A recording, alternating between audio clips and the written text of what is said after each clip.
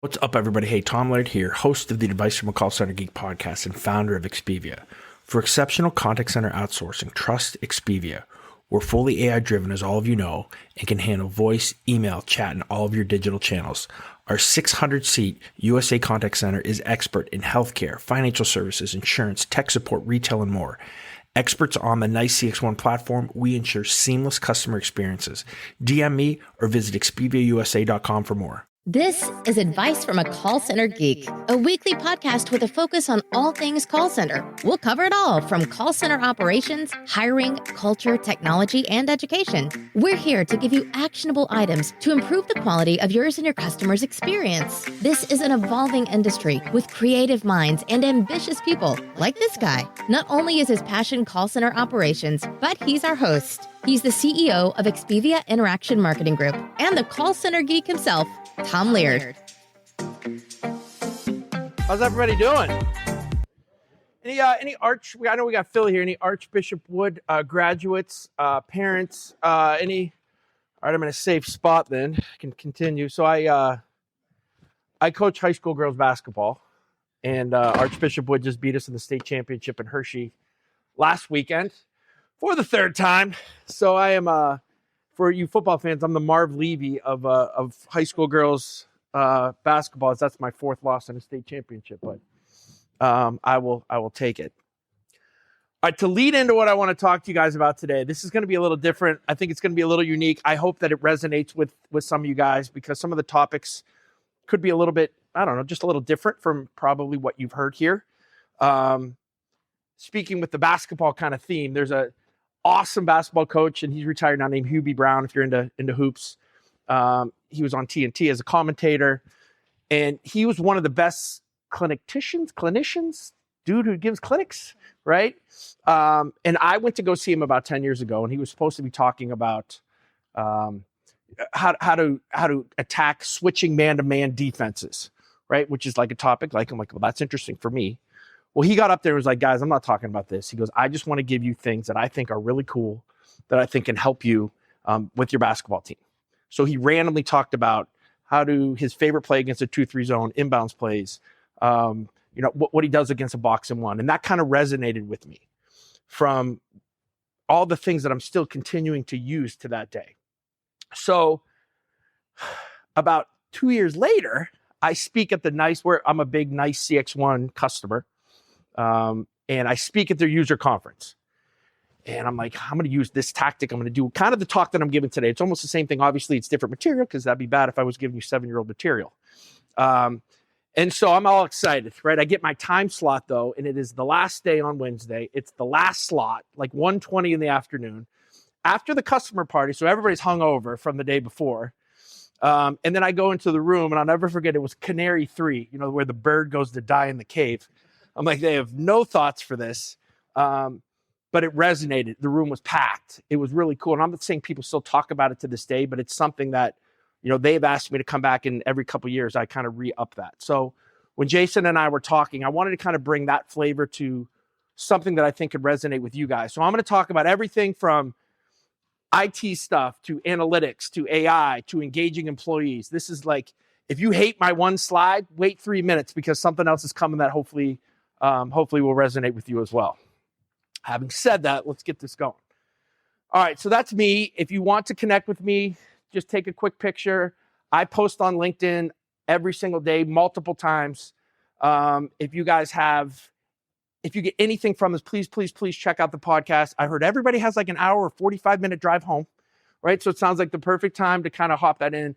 We have over 200 episodes of everything that you could imagine on that podcast. And there's no sales on it. It's just how to help contact center people, service professionals.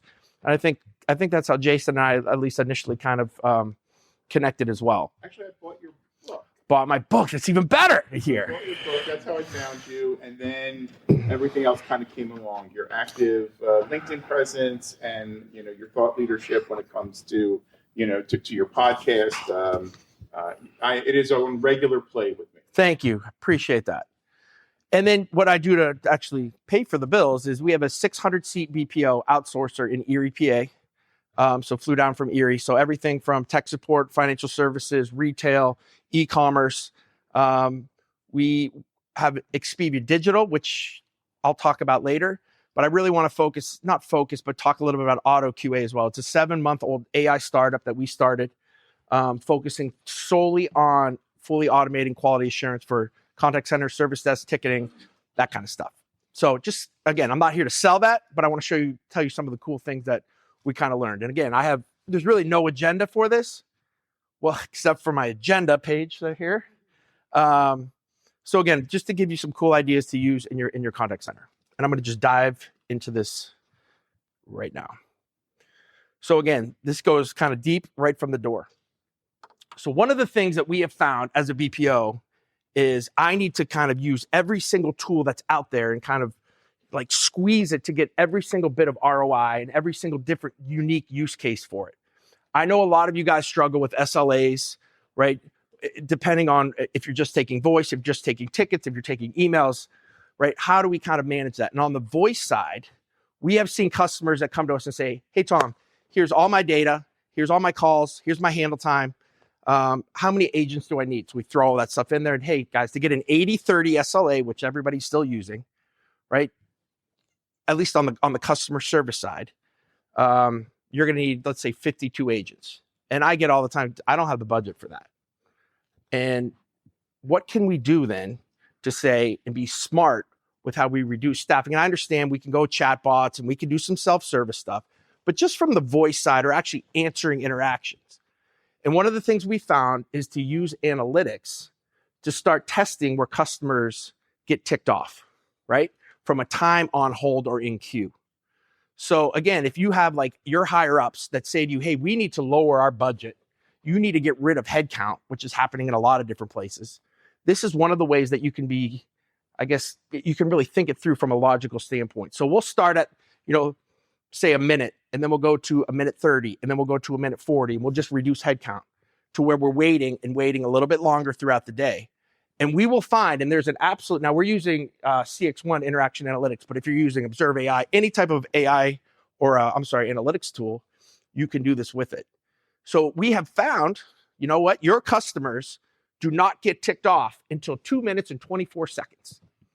So we can now, instead of saying 80-30, maybe we can do 80, and my math is not going to be right, but 382, whatever that is. And we have found it directly correlates to CSAT, to NPS, and obviously to sentiment as well. So again, just a unique way to use analytics to help you kind of justify headcount, or at least lower headcount in a smarter way. Yes, love this. Yes. So how do you gauge sentiment? How long that interaction? At the beginning, normally at the beginning. So again, you can't just do it on one.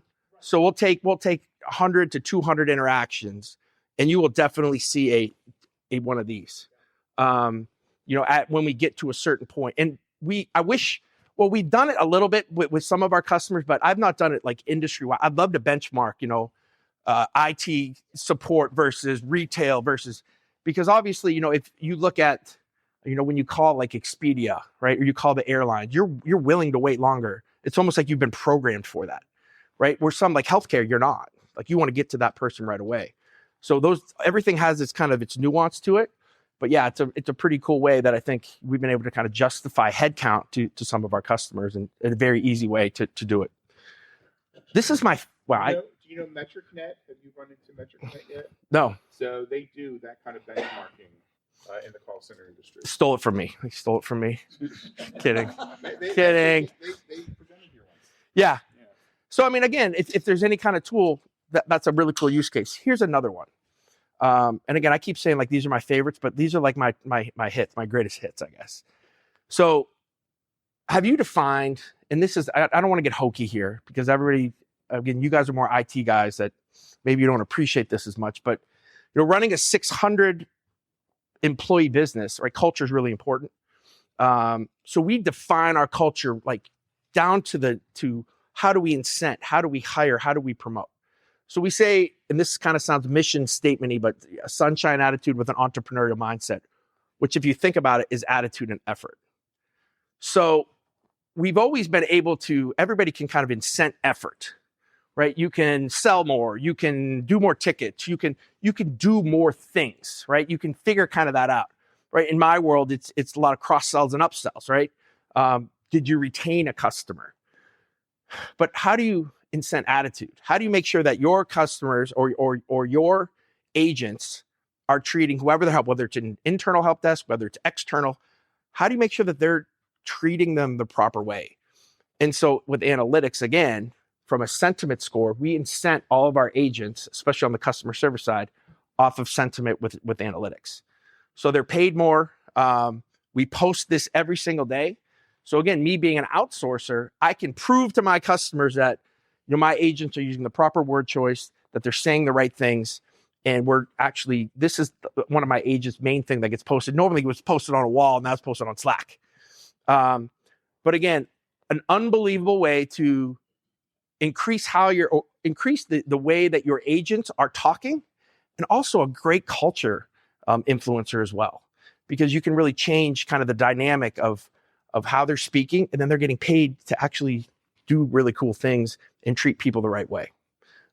So again, just another little thing. And then I have one more analytic thing, and I'm moving on from that. Yeah.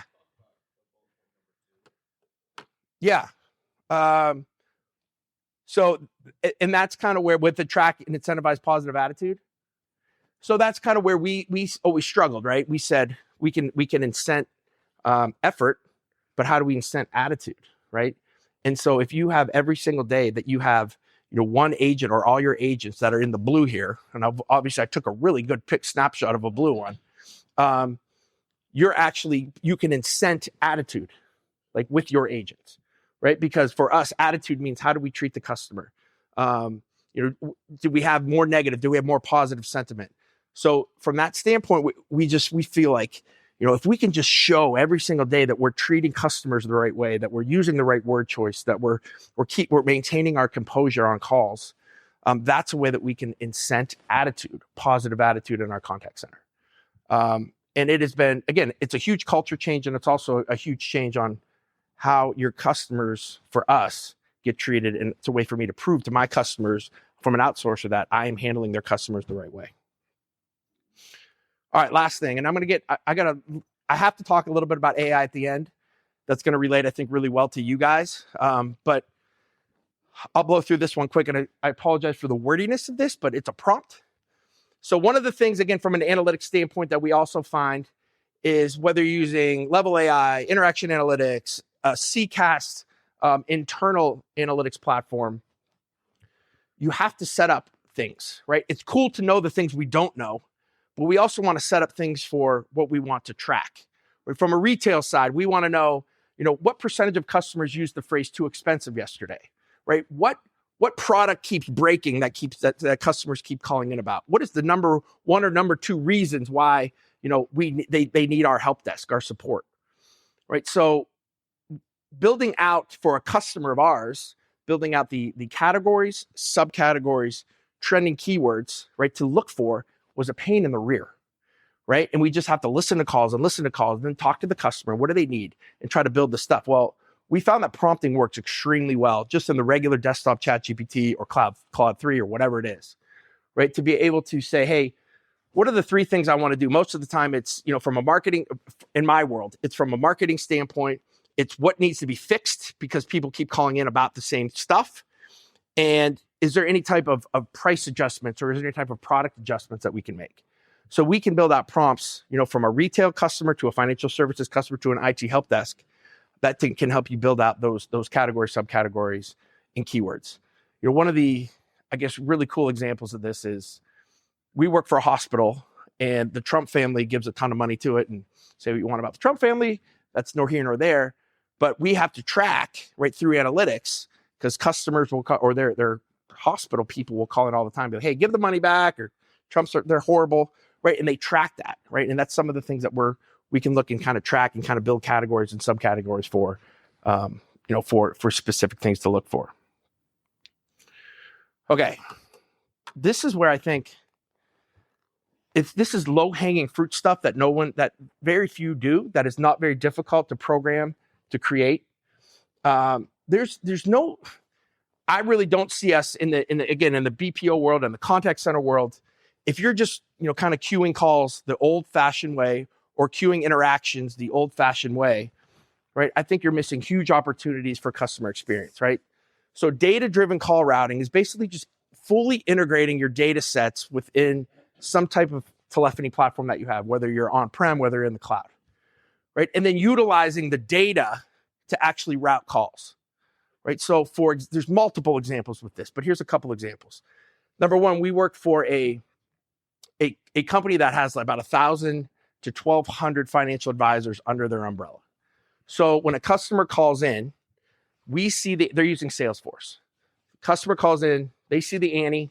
The Annie then goes to what Salesforce record that is, finds out who the financial advisor is. And again, this is a pretty generic way of doing this, right? And then let's say it's Susie James Financial Planner Agency. So then we answer the call. Hey, Susie James Financial Planner, how can I help you? That's pretty easy. We've been doing that for a while. But what's happening now too is especially, I think, service desk wise, is what happens if you're taking a voice call with someone external and they either get hung up on or they hang up or there's a mistake, right? And you have a 35-minute wait time, right? There's no reason that customer should have to wait anymore, right? When we can call in, see that they just were there in the data, right? And then move them to the front of the line. If you have high value customers, if you have customers that have products that you need to service, if you have maybe the dean of the school, right, when he calls in, to move to the front of the line, right? Utilizing data is extremely easy to do, and something that I think is not done enough, and it really doesn't make any sense to me. But with us, we can route calls, or you can route calls any way possible as long as you have that type of data within your sets. This is another huge reason. This is really important to integrate with, not just from this, but when you talking about AI, right, you're going to have to do it anyway, right? All of your data sets are going to have to be started to be integrated to your core. And I know a lot of you guys do that already, but I don't think you're utilizing the data to the maximum capacity that you can for very little amounts of money. Questions on that? Because I think that's crazy important and crazy cool. Yes.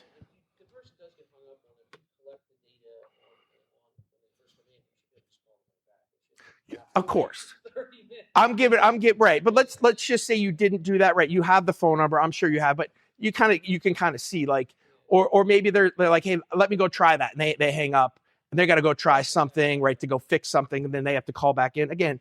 Not everybody's, kind of how it's set up is proper, but I mean, your point's taken, right? You probably would just call them back. Thanks, appreciate that. No, I got you. All right, I want to talk about something totally off the board now, outside of technology, right?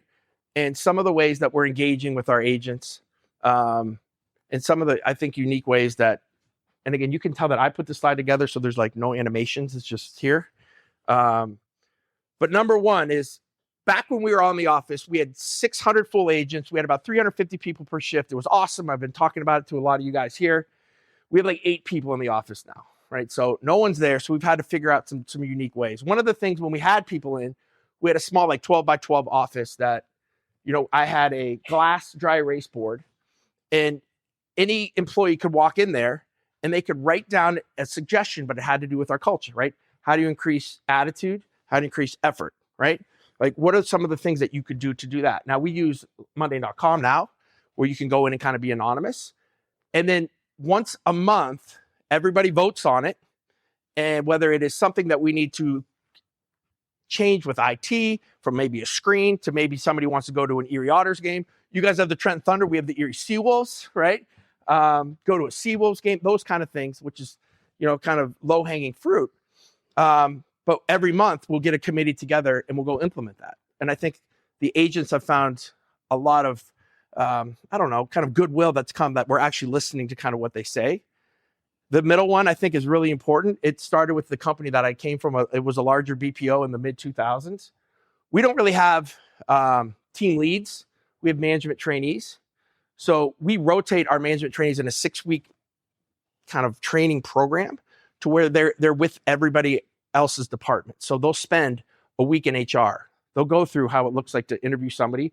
They'll go through how it looks like to maybe let somebody go.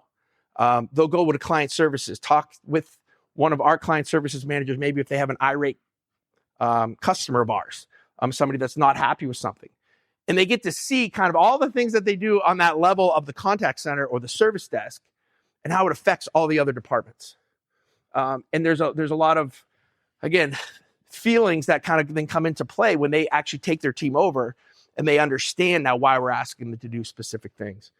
I think management and middle management training within the contact center is, if you do that well, I mean, you're living the life really good, right? They're the ones that are actually managing the contact center managers. You guys really aren't, to a certain extent, but they're the ones that have that every single day touch point with the agents. We do middle management summits. We used to do it quarterly with everybody at home. We're right now twice a year. The middle management guys, as I just said, they know everything. They know how to manipulate the platform. They know how to manipulate the system. They know what to say to customers, even if it's not in the script. So we kind of take those guys and we take them for a half day and we just have them present on some of the things that they understand. The middle management team has so much information.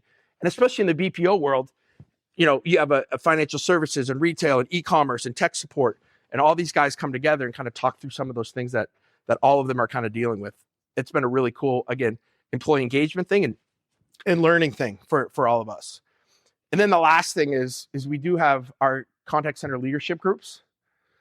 So now this was a little bit different when we were all in-house, but have you guys ever tried to order like 400 chairs for a contact center and not ask the agents if they like the chairs, right? If you haven't, it's a disaster. So we learned the hard way a long time ago with headsets, with any type of equipment. There's a full committee that kind of goes through that.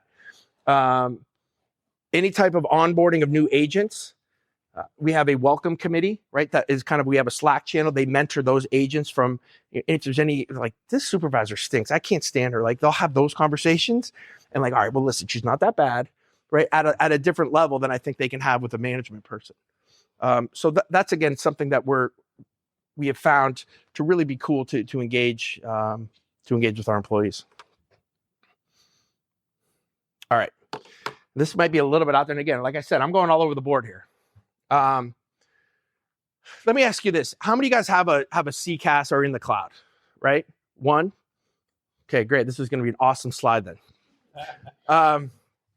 So I started with... We probably all want to. It's probably no, that we're considering. Totally get it. But, if you work for 10, 15, 20, if you're just using some kind of legacy. 100%. Yeah. No, 100%. So I started this, or I learned about this back in the day on the Avaya Definity system, right? So I used Avaya, and they had a thing called the Business Advocate. And the Business Advocate would basically keep reserve agents in tow. So when a call came into the IVR and the predicted wait time for a specific skill or queue was X, and you needed it at Y, it would automatically move those reserve agents back and forth. Well, on the CCaaS side, right, it's the most underutilized tool. And again, I think even on-prem guys have this tool. I know Avaya had it 15, 20 years ago. And basically allows that same thing. So again, you can guarantee, this is another really cool use case for, I guess, more being in the cloud, which is not resonating because only one of you are, to be able to move agents in and out, to guarantee service levels, to guarantee specific handle times by agents. Like, we use this for, if you have an agent that is brand new and you have a 6-minute handle time, right, to work a ticket. And let's say that they're at like 7 minutes and 48 seconds. Well, this can automatically lower their preferences and lower their priority. So they're not taking as many calls. So you're not getting absolutely hammered on your service level, right? So I think some cool things with that. It's just on everybody's platform. Nobody just uses it. I always kind of just call it out. All right, I want to talk about AI. And I want to talk about AI in a realm of what is real, what I've seen from the consulting side, from what I see of all the literally hundreds of demos that I've taken, what is not real, and kind of where this thing is going, and what you need to do to start.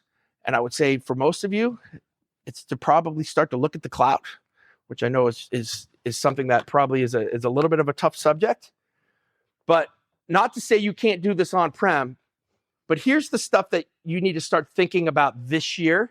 You don't need to be moving to AI, right? But you need to start to think about, how do I integrate all of our platforms, all of our data sets, as many things as we possibly can? Anything that you want AI to start to look at or start to think through in the future, right? Start to integrate that with whatever telephony platform you have. The second thing is your KMS needs to be on point, right? I think service desk is the low-hanging fruit of, and I keep using that word, but I think it makes a lot of sense of a channel that can move to AI, because you have so much material, you have so much data, you have so many things that an agent needs to know that a lot of times they can't know. So most of the time, the KMSs that I find in like the service desk world is much better than just say a financial services company, right? So that's extremely important. Think about your new policies and procedures. How does security work in this new world? What LLMs, start to experiment with that. Have APIs that can connect, that you feel comfortable from a security standpoint. All of those things kind of start to become into play. And how do you QA the AI, right? It's talking about like an LLM chatbot, right? How do you know it's saying the proper things at the proper time? You have to QA that just like you would an agent, right? And there's things to think about through that. So if you don't buy one thing when it comes to AI this year, right, start to think about this stuff. Start to think about how you implement this stuff. And you're going to be in a way better place in 2025, 2026, when things really start to change. But this is the stuff that worries me for a lot of companies. I spoke in Miami about 2 months ago. There was 100 people there. They're all CX1, nice CX1 customers. And I said, and it was just kind of on this. I stole this from that presentation. Said, guys, who is even getting started with AI? Literally not one of them raised their hand, right? So if you're not there yet, it's not crazy. You're not in a bad place, right? But start to think about how you start to get ready to go down that road. All right. And then again, God, I use low-hanging fruit a lot. So what are the big wins at little cost? Let's say your KMS is good. Let's say you're going to start to make some of these purchases. Like literally, what are the tools that you should look at, right? Not talking theory, right? But again, those legacy tools, if you don't have analytics, if you don't have WFM, if you don't have that kind of WFI that we kind of talked about, right? Those are the things I would look at first, right? Don't put the cart before the horse. A lot of these are going to feed your AI as well, right? So if you don't have analytics, I think that's something that needs to be looked at or thought through, and start to think of how do we get that onboarded onto us. And then I think the next two things, right? I call them kind of the GPT tools, right? Auto summarization, OttoQA, looking at agent assist. Have anybody here implemented any type of agent assist? Okay, right. So this is kind of some of the stuff that a lot of even on the cloud side, right? It's extremely easy to get. Every single RFP that I have found in the last 18 months to come into my BPO now, granted, it's not all service desk stuff, but every single RFP I've had, every single company has said that agent assist is mandatory, right? So it's not like something that's cool to have. It's something that I have to have, right? So, and again, these are some of the very inexpensive tools that are not crazy.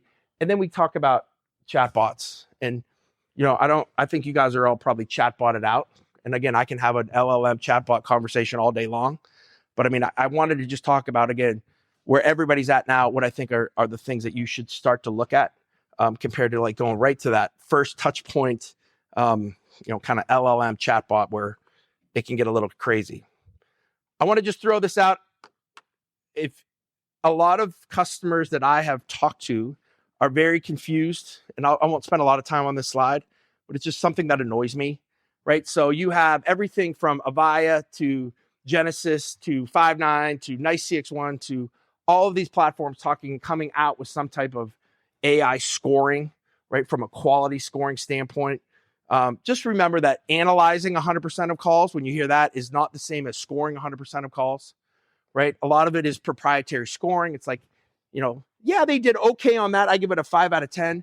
But if you have any type of actual QA scoring where you're actually, saying, did they greet here? Did they ask probing questions for the issue that at hand? Those type of things and giving points.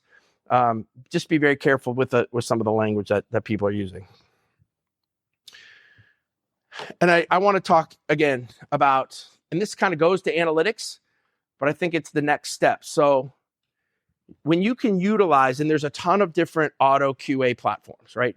That are really good. There's a company called MiaRec that has one. There's Observe.ai has them, right? That basically you're taking 100% of your interactions, of your calls, whether they come through email, whether they come through chat, whether they come through SMS, whether they come through voice, and you're scoring them. And when we initially started AutoQA, I thought that was what we were going to use this for, right? Scoring agent performance. And then what I found out is that so many customers were asking, well, I have all these cancellation calls, right? We can't really get how many cancels and why in analytics. We can kind of, but so literally we're asking those type of questions now that has nothing to do with the agent. This is actually a IT help desk that we are working with now that is trying to find the root cause analysis of why customers are calling them, right? What are some of the reasons that what are the issues? Higher up in the form is like the 7 or 8 ways that they think customers are calling, and yes or no questions. And then we can take all that data, put it into a BI tool, give them an actual report that says 100% of your calls were done yesterday, and 75% or 75 customers called because of this, 82 customers called because of this, just getting massive insights into the why. And this is going to evolve into just like what CX1 and a lot of these guys are doing with just, you're going to see a Google search bar and you're going to be like, what were the main reasons why people called and what issues did they have yesterday between the hours of 12 and 5? And you're going to get a report, right? That stuff's here almost now, but this is just a really easy way to do this as well, right? So anything that you can think of trying to just get data from 100% of calls, we now have a way to use AI to get it done in literally seconds. All right, and then quickly, all right, and I won't spend a lot of time on this because I think everybody kind of understands this. Where we are today is with the legacy tools, and we're deeper into the funnel with the agent tools, and we're with the GPT tools. Like those are the mature tools of today. Like if you went out and purchased this stuff, you don't have to be worried, right? As long as you're going with somebody reputable that they're not going to do what they say, and you're going to find some value in them. We can have a discussion on what is the proper tool for your exact use case. But these are the tools overall that I trust when I consult to say, hey guys, these are okay, go get them. When we get into the chatbots and the LLM stuff, I am not comfortable yet at all. Like you guys have seen multiple issues when we go off the rails on a chatbot from somebody that's not really, shouldn't be really utilizing them in the way that they are. And the other thing is you see is everybody has like, my chatbot is great.ai. That's everybody's company now, right? And you don't know what's real. And I think that's a fair assessment. And until some of these CCaaS guys come out with some of their stuff that we know is going to be a little bit more secure, it's kind of the wild, wild west when it comes to that stuff. And this is another reason why I say don't freak out if you're not there, right? Because this is going to be happening. This is the stuff that is on my radar, things that I've talked to everybody. This will be here within the next year, is real-time language support. So I don't have to have bilingual agents anymore, whether that is typing text or voice.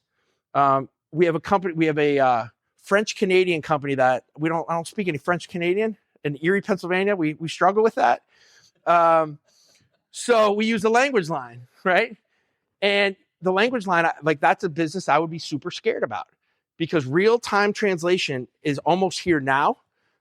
It's coming. I'm kind of disappointed it's not here as of yet. Predictive analytics, right? Being able to look not just at your data sets, but going out to the internet, going out to social media, looking at your average handle time to see that you like somebody who talks a little bit quicker because all of your calls are 3 minutes instead of the 5 minutes of our average handle time. So let's send them to Johnny over here who speaks a little bit quicker as well, right? All of that data, right, to predict the best experience for a customer. Dashboards are going away, right? You are going to start to quiz and ask like you do to a Siri, like you do to like a search bar, and you're just going to type in the information that you want. You know, can you give me the agents with the highest average handle time yesterday? Can you tell me what percentage of customers use the phrase too expensive on this specific product? And what were the top 5 reasons that customers called in for service issues? And instantly get a report on that. AI for voice is coming. So currently, pretty much everything you need to do is a transcript, right? So if we want to do anything from an AI standpoint, from quality to even agent assist, it's real-time transcription. Voice is coming, which will then make analytics even better, because now we can really do not just what they're saying, but how they're saying it, not just in a transcript, but literally inflections in tone and voice. And then again, from a service desk standpoint, looking at different, literally pieces of data or a refrigerator talking to a help desk on its own, right? To have things delivered. Some of that stuff is already here, right? But we're looking at a lot of AI that's talking to AI, which kind of gets a little bit scary. But I think service desk is where you're going to see that stuff happen first, right? From a technology standpoint, and you're probably starting to see some of that already. And then again, video avatars, I think we get that. All right, last slide I got. So one of the things I think that is pretty cool is a lot of you guys from a service desk standpoint probably have, if you have like a community or a customer area or even an internal place where there's a KMS where people can kind of go and maybe find their own issues. Maybe they can talk to some other people that had those issues. They can post things and say, hey, does anybody have these kind of issues? Kind of like a Reddit, right? Well, communities are evolving, especially when it comes to IT support. This is something that was built out, that we built out for a 3D printer company. So they're trying to put a 3D printer into every single buddy's house, right? From a retail side, not just a business side. So when they send out a new printer, they put a card in there that says, hey, here's the 1-800 number that comes to us and we get all the analytic data. But the other thing is they have a Discord, right? And this doesn't have to be Discord, but Discord worked really well. So in the Discord, we have fully integrated, and you can fully integrate, right, all of the connectivity. So when a customer says, hey, I'm onboarding, one, there's other customers there to help them. Two, we have moderators that are sitting there. So when they hear, I need help, if somebody goes into a specific channel, one of our agents start to help them through their technical issues. We have listening bots, again, that are listening for any type of issues that may be happening in that Discord, or if a customer is having problems. But the cool thing is we can also integrate analytics. We can also integrate reporting. We have a full CRM for that customer as well. So we start to build their customer database without them having to go, hey, can you, file and kind of sign up for our list, right? All of this stuff we're creating, and we can actually even go out to social media, find out who influencers are, if there's anybody, like we can get crazy with it as well, right? But I think building community for IT support it can evolve as well, depending on what your culture is with your organization, how you can change things. And again, even when it comes to looking at all that data is everything, right? In this AI world.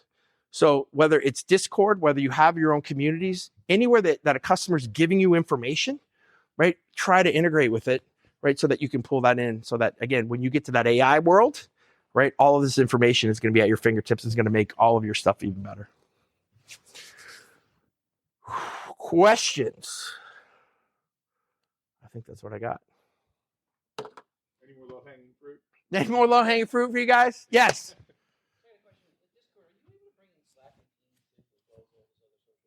Yeah. So, I mean, let me just say this first. We're using CX1, and they have a thing called Digital First Omnichannel. So we're fully integrated. Like, we use Slack for our internal employees, and we're utilizing this. And that's kind of how they go to help desk, right? And then the same thing for Discord. We're trying to do Reddit. Reddit has open APIs as well. Yeah. And so what I would say, you don't even need to do that. You would just connect to the Reddit channel through your DFO. And it would be kind of like that, but it'd be much simpler, because those are already, I don't want to say they're pre-built, but you don't need that robust where you're monitoring, but you can pull in some of that data in there as well, just like you would for Facebook, just like you would for any of those things. Anything else, guys and girls, gals? Yes. I'm just curious because with the contact center stuff, are they using ticketing tool on top of it, or are they doing everything in? Because we have Genesis Pure Cloud, and I still have BMC Remedy. I could see a world where I could get rid of the Remedy and everybody's in Genesis because of the way it's the whole ecosystem that you can do everything from there. But I feel like not everybody's in there, so I would need to send the tickets to the areas that are not in Genesis. Yeah, I wouldn't trust it yet. Like, I would have a third-party tool. I think they're good for what they do, but they're not good for that. Or if you have a specific, again, like, they're not a CRM. They're not a ticketing system. but they're everything else, right? So even looking at all that data that even goes into your CRM and being able to pull that out, that stuff's it just in this AI world. Data is everything, as I know I've said it like 4 times, but to have all of that stuff fully integrated so that when the button gets pushed, that you want to do some type of first touch point chatbot, some type of AI bot, it's got to know where all this stuff is coming from, and it's got to be able to talk to all that stuff. So does your platform, because with ours, they want us to connect to the KMS and then pull all this articles in so they can do all the inflection and all that analysis stuff. I guess you guys are doing the same thing with your platform. So with Otto or with this, what CX1 does with analytics? With the actual KMS. So when it comes to a customer's KMS, we're basically uploading it. We're using CX1 for that, for their Enlighten platform. So you're direct. You're not using it from somewhere else. Correct. Now you can, right? You can, so I can, through APIs, I can connect, if you have a cloud-based KMS, right? We can connect through APIs, and uploading it, I guess we're saying kind of the same thing or if we actually have physical PDFs, right? We can actually upload that stuff too. And we can connect through connectivity through APIs to whatever their KMS is, if they have a cloud-based KMS or anything like that. You talked about customer sentiment. Yeah. How do you determine whether that interaction was a positive sentiment or negative sentiment? What's the underlying that gives you that insight? Well, again, there's 2 answers to this. One's a cop-out answer and one's a better answer. The cop-out answer is I don't really know what interaction analytics does, right? Their proprietary scoring for sentiment, they won't give away. I will tell you that it's pretty spot on. The thing that's happening now is real-time analytics, right? So, we can look at a screen and I can see agent and I can get a ping on my screen that says there's a pissed off, ticked off customer, right? And they're negative right now. And this call's going south. I can also get it for the same thing. That is, there's an agent on there that has now raised their voice. They've said a word that they shouldn't have used, right? So, and all that plays into their sentiment scoring, which is really on point.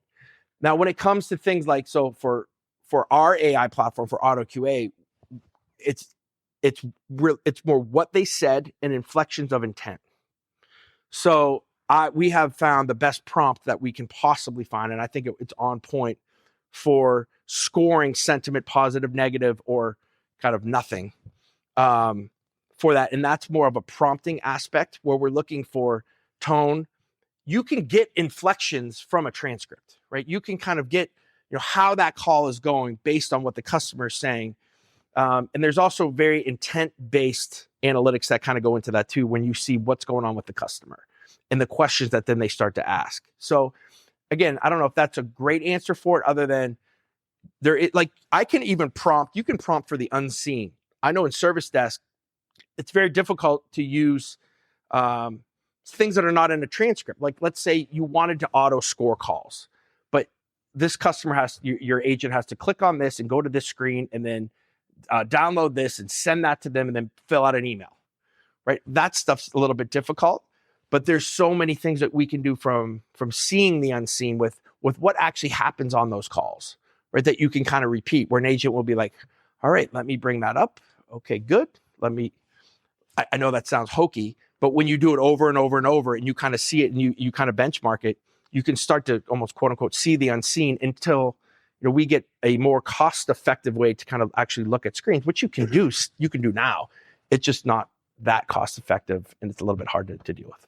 Yes? I just have a question kind of going off of that. With customer sentiment, as you're adding in more AI, how do you plan to keep that positive, and kind of is there a regulation in place for that? I think it gets better, right? I think it gets better just because voice is coming, right? And voice for AI. So you're not going to have real-time transcription. You're going to have real-time voice. So with Agent Assist right now, if you go behind the scenes of Agent Assist, it's literally like agent talking. Hi, how are you? I'm great. How are you? My name is Tammy. I'm from XYZ. Oh, thank you, Tammy. I'm calling on, this is my issue, right? You read literally what's going on, right? And once voice comes into play, it won't just be that, did they say the proper thing? But then we really get tone. We really get inflection. We really get sarcasm, right? Sarcasm is extremely difficult for AI to kind of get right now, unless you prompt for it.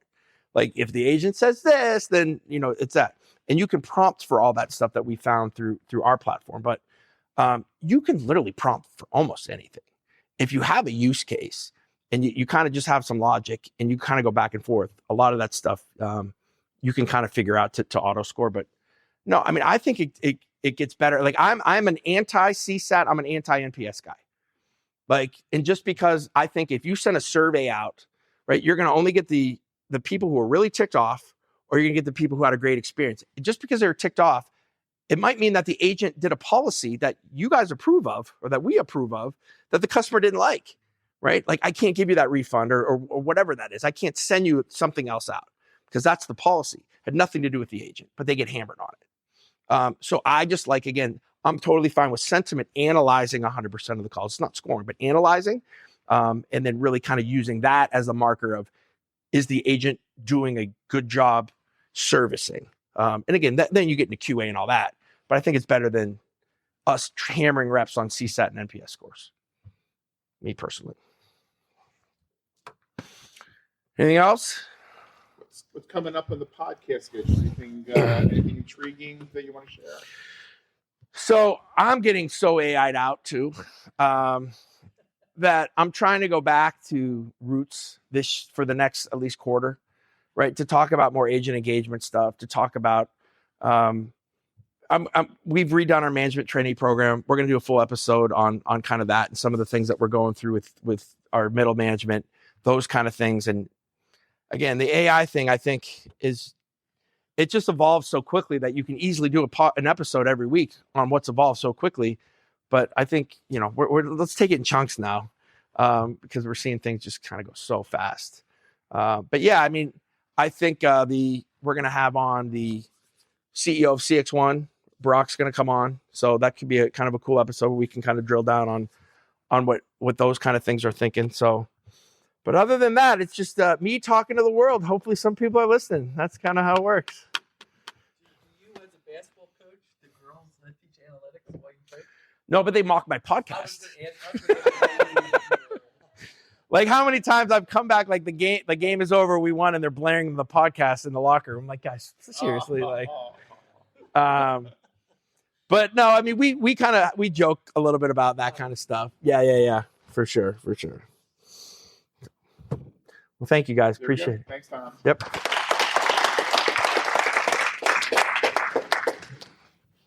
The break next, or are we doing the Kahoot? We're going to do a Kahoot, then break. I can see that voice thing in like, hey Siri, change my password. Sure.